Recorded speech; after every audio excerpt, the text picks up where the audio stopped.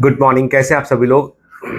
कई कमांडोज जो है इस बात को लेके बहुत दुखी है कि सर हमने 2 बार 3 बार 4 बार हमने कोशिश किया और कोशिश करने के बावजूद जो है हम पता नहीं परफॉर्मेंस को सुधार नहीं पा रहे, कुछ अच्छा नहीं कर पा रहे, नंबर हमारे कम हो रहे हैं और जो पढ़ते हैं वो सब हम भूल जाते हैं।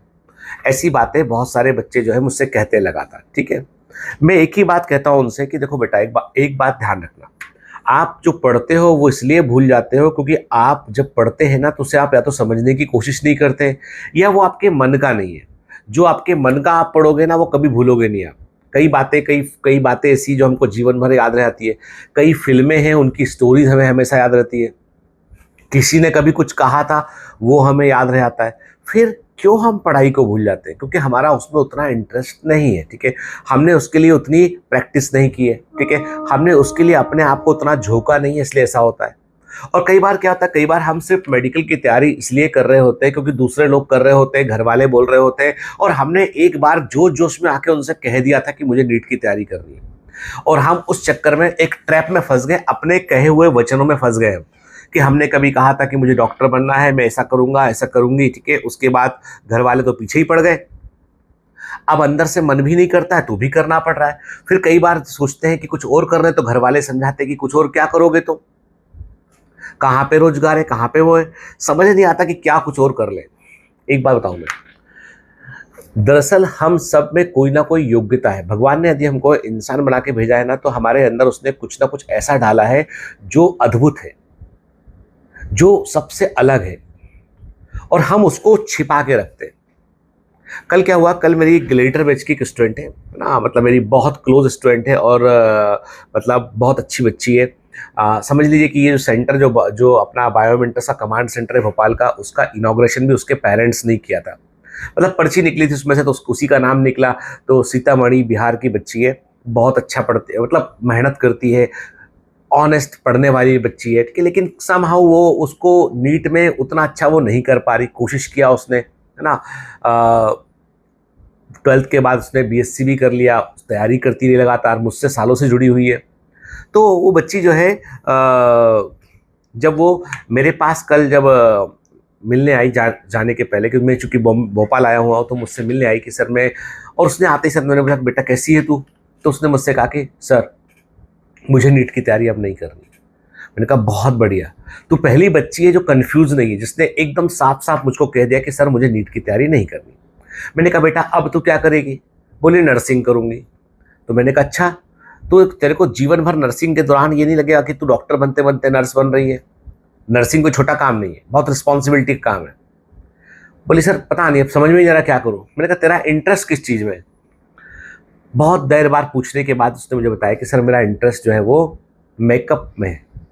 मतलब मुझे मेकअप करना, किसी को मेकअप करना, है ना, करवाना सब मुझे बहुत पसंद है। ठीक है, एंड मैं उसके लिए बहुत ही ज़्यादा अधिक जो है वो एनर्जी आती है मेरे को देख के उसको।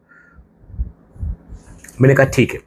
मैंने उसको, मेरी सिस्टर इन लॉ है जो बहुत बॉम्बे की फेमस मेकअप आर्टिस्ट है, बॉम्बे की फेमस जो है वो उसकी सिस्टर जो है वो, एक और सिस्टर उनकी है, मतलब मेरी 2 सिस्टर इन लॉ है जो भारती की कजिन सिस्टर्स हैं।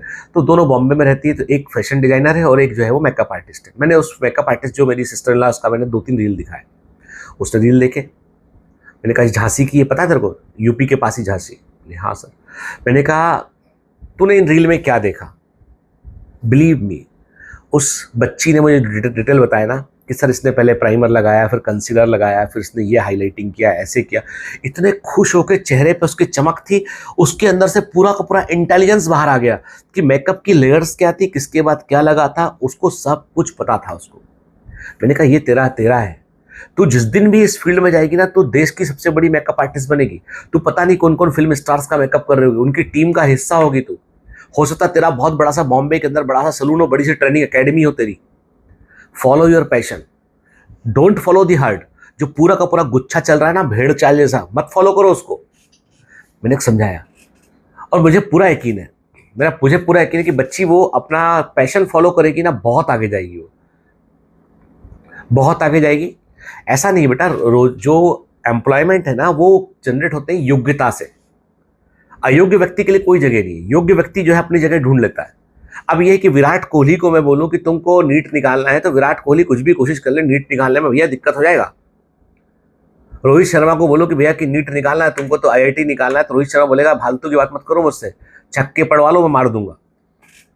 मुझे कोई बल्ला पकड़ा दे, बोले भैया कि इंडियन क्रिकेट टीम के कैप्टन जीतेन सर जाओ अब 50-100 रन बना के आओ, वो जो बॉल डालने आएगा ना, वो ऐसे ऐसे मुंह बना के, मैं तो बल्ला लेके भाग जाऊंगा बाहर, ठीक है।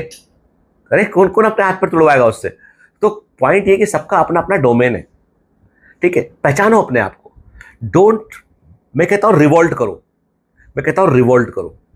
रिवोल्ट किस चीज का रिवोल्ट करो भाई, आप फिक्स पैटर्न में क्यों फंसे। और नीट की तैयारी करनी है तो पूरी ईमानदारी से करनी। देखो बाकी सारे इंस्टीट्यूट वाले तुमको घेरेंगे, आ जाओ नीट के लिए पढ़ लो, नीट के, उनको वो बिजनेस है। मैं बोलता हूं जब तुमको लगे ना कि तुमको तैयारी करना है और तुम उसके लिए तैयार हो, तो ही मेरे पास आना। मेरे पास वैसे मत आना, तुम्हारा मेरा हमेशा का संबंध है। तुम तैयारी करो नीट की ना करो, तुम मुझे सुनते हो, मुझे मानते हो, तो हमेशा जीवन भर का संबंध है। लेकिन बेटा नीट की तैयारी करना है तो फिर पूरे मन से एक बार तैयारी करना है, और उसके बाद फिर लगता है कि नहीं भैया अपने कप ऑफ टी मेरा नहीं है, छोड़ देते। कोई फर्क नहीं पड़ता बेटा, सब लोग थोड़े डॉक्टर बनेंगे, कुछ मरीज भी बनेंगे, कुछ दूसरा बड़ा काम करेंगे, है ना।